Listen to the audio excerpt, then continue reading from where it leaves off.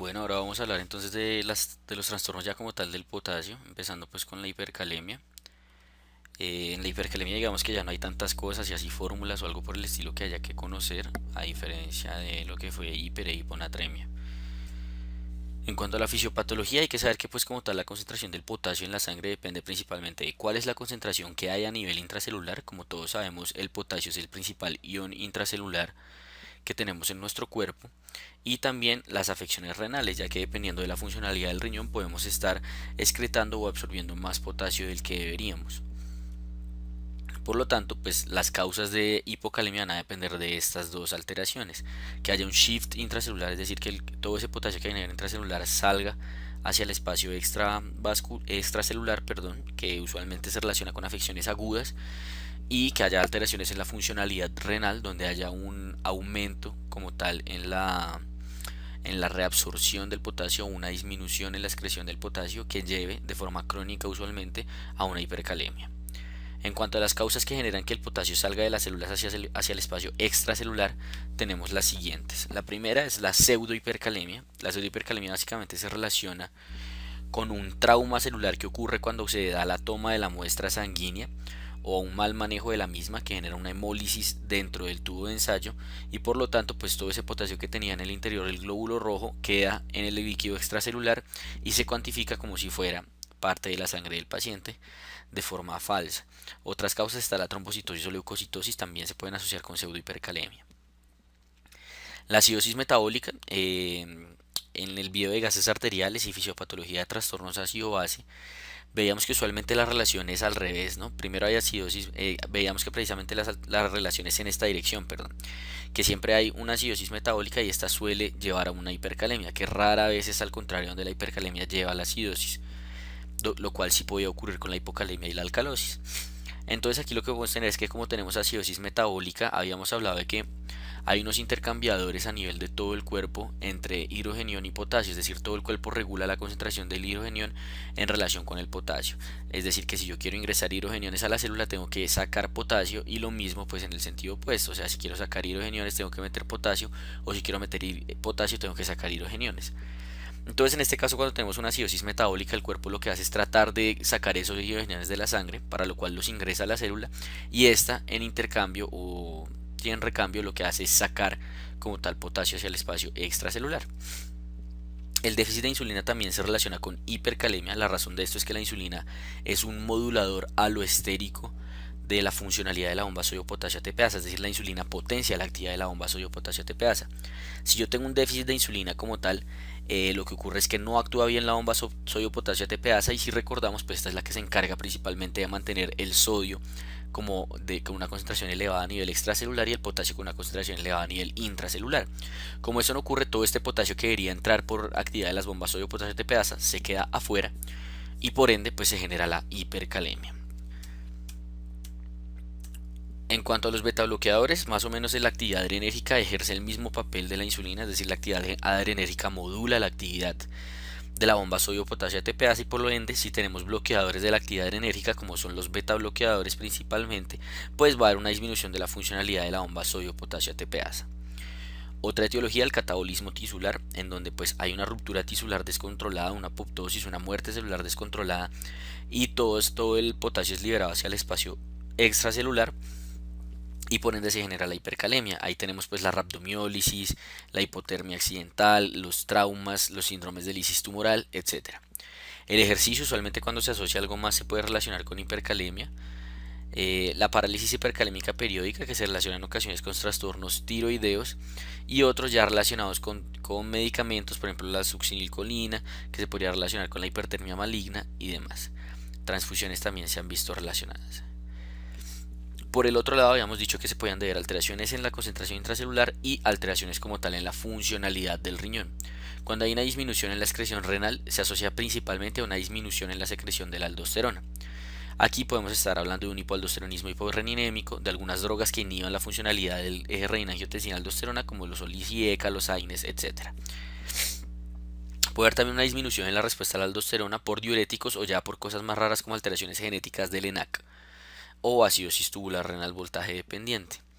para una disminución del aporte distal de agua y sodio. Aquí es importante, pues hago una breve pausa porque siempre que hay agua y solutos en el túbulo contornado distal va a haber una expresión de unos canales que se llaman los canales ROMK.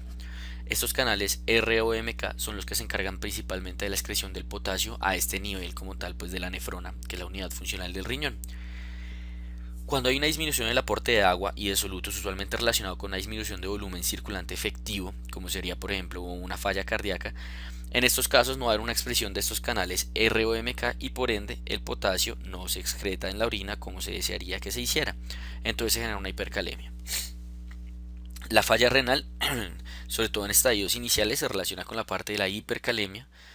eh, y ya otras etiologías más raras como la disminución selectiva de la secreción de potasio, como la nefritis intersticial, el pseudohipoaldosteronismo tipo 2, la ureteroyeyunostomía, etcétera. Entonces, ¿cómo se va a presentar una hipercalemia? Pues se va a presentar en ocasiones acompañada de lo que lo esté generando, pero como tal la alteración del potasio va a generar manifestaciones clínicas en el tejido muscular, músculo esquelético o músculo cardíaco. La razón por la cual esto se genera es que cuando hay una hipercalemia hay un aumento en la concentración de sodio intracelular y esto lo que hace es aumentar el potencial de reposo de las células. Si recordamos, el potencial de reposo era el potencial al cual estaba normalmente una célula antes de ser excitada. Y recordábamos que todas las células, pues las células que tienen la característica de la excitabilidad, tienen un potencial umbral, es decir, que se necesita que el potencial de reposo llegue hasta el potencial umbral para que sí o sí se desencadene un potencial de acción. Cuando hay una hipercalemia, este potencial de reposo suele volverse más positivo y por ende se acerca al potencial de umbral. Esto quiere decir que pequeños estímulos van a generar una despolarización con mucha mayor facilidad. Y a nivel cardíaco se ha relacionado además una hiperactividad de los canales que regulan las corrientes de potasio, generando una repolarización agresiva que nos podría explicar el porqué de las T picudas. También se puede llegar a generar acidosis, pero como dijimos es raro que siendo la hipercalemia el trastorno primario desencadene una acidosis, mientras que suele ser al revés, la acidosis desencadena la hipercalemia. En el electrocardiograma lo que vamos a evidenciar es inicialmente cuando el potasio está entre 5,5 y 6,5 pues unas T picudas generalizadas. Cuando el potasio está entre 6,5 y 7 vamos a evidenciar una prolongación del PR, un aplanamiento de la P y va a empezar a ensancharse el QRS. Cuando está entre 7 y 8 hablamos de que hay unas extrasístoles ventriculares y alguna cosa que se llama el patrón sinusoidal, ya vamos a ver cómo se ve. Y cuando es mayor a 9.000 equivalentes vamos a hablar de que ya el paciente está en riesgo de desarrollar como tal una fibrilación ventricular. ¿Qué es importante saber del electro? Pues que estas son las manifestaciones, pero no es que estas manifestaciones sean diagnósticas de hipercalemia, siempre se debe tener el valor de laboratorio y no son útiles para el seguimiento, es decir, la corrección de las mismas no implica que el potasio se esté corrigiendo. Lo que sí nos sirve y para lo cual sí lo vamos a utilizar es para determinar si un paciente está o no en una emergencia hipercalémica que requiera un manejo más agresivo de lo que sería si no tuviera las alteraciones electrocardiográficas. Entonces aquí podemos ver lo de las ondas T picudas que se pueden evidenciar por lo que mencionábamos del aumento de las corrientes en los canales de potasio. Aquí podemos ver ya lo que sería más o menos entre 7 y 9, una prolongación del PR, un QRS completamente ensanchado y pues hay ausencia de onda P como tal, a menos de que pues tocaría valorar si este es el QRS hasta acá o si esta es la onda P. Y el patrón sinusoidal, que es el que mencionábamos que se ve como un ritmo idioventricular acelerado. Es un QRS ensanchado sin presencia de onda P. Entonces, ¿cómo se va a abordar? Cuando se diagnostica que un paciente tiene hipercalemia, perdón, o sea, un potasio mayor a 5. Ahí vamos a decir que lo primero que hay que hacer es descartar una pseudohipercalemia, sobre todo cuando es un paciente que uno no encuentra una razón por la cual debería tener el potasio alterado. Se puede clasificar según la cronicidad en aguda y en crónica para pensar en cuál podría ser la posible etiología, como habíamos mencionado, y se puede clasificar según severidad, según el valor del potasio. Leve de 5 a 5,5, moderada de 5,5 a 6,5 y severa mayor a 6,5 mil equivalentes por litro. Entonces, para manejarlo, según las clasificaciones anteriores que hicimos, vamos a clasificar a los pacientes en tres grupos. Primer grupo, pacientes en emergencia hipercalémica. ¿Qué quiere decir esto? Que tienen un potasio mayor a 6,5 o que tienen síntomas musculares o alteraciones electrocardiográficas o que tienen un potasio mayor a 5,5, el cual se debe a una causa que nos hace pensar que el potasio va a llegar a más de 6,5. Ejemplo, síndrome de lisis tumoral, rhabdomiólisis, todas estas, que uno sabe que mientras resuelven y se sigue dando como tal la lisis celular, va a seguir aumentando el potasio y por ende el potasio muy probablemente sin intervención terapéutica va a llegar a niveles superiores a 6,5. El segundo es aquel que no cumple con nada de lo anterior, es decir, no tiene emergencia hipercalémica, pero necesitamos resolverle de forma pronta y temprana su potasio.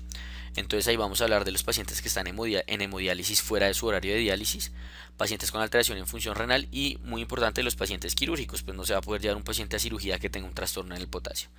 Y por último tenemos los pacientes que no tienen emergencia hipercalémica y tampoco requieren una solución así temprana. Estos pacientes pues no van a ser ninguno de los anteriores.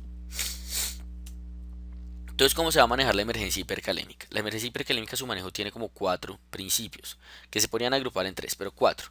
El primero es estabilizar la membrana. Como dijimos que ese potencial de umbral se aumentaba y quedaba muy cerca del potencial de reposo, lo que hace el gluconato o el cloruro de calcio es precisamente disminuir el potencial umbral, estabilizar la membrana y evitar que haya una despolarización tan fácil en la célula.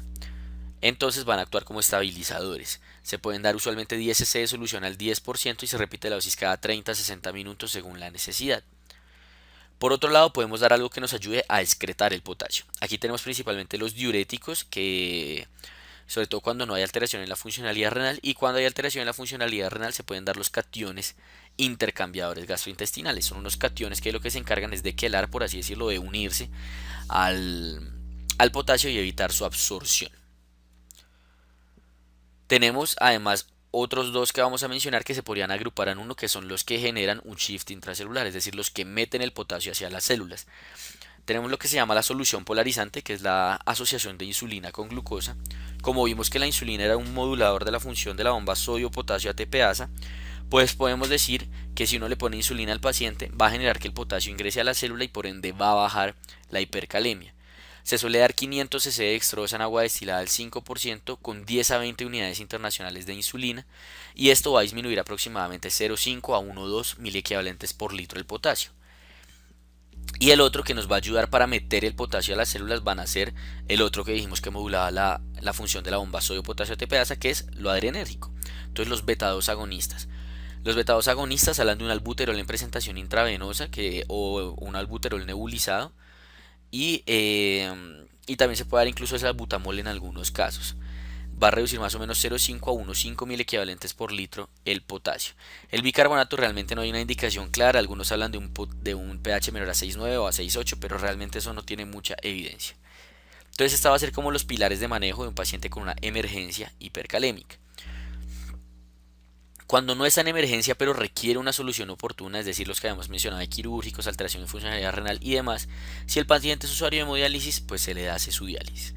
Por el contrario, si el paciente lo que tiene es otra razón por la cual se le requiere la solución oportuna, por ejemplo va para cirugía, se suelen administrar los cationes intercambiadores gastrointestinales.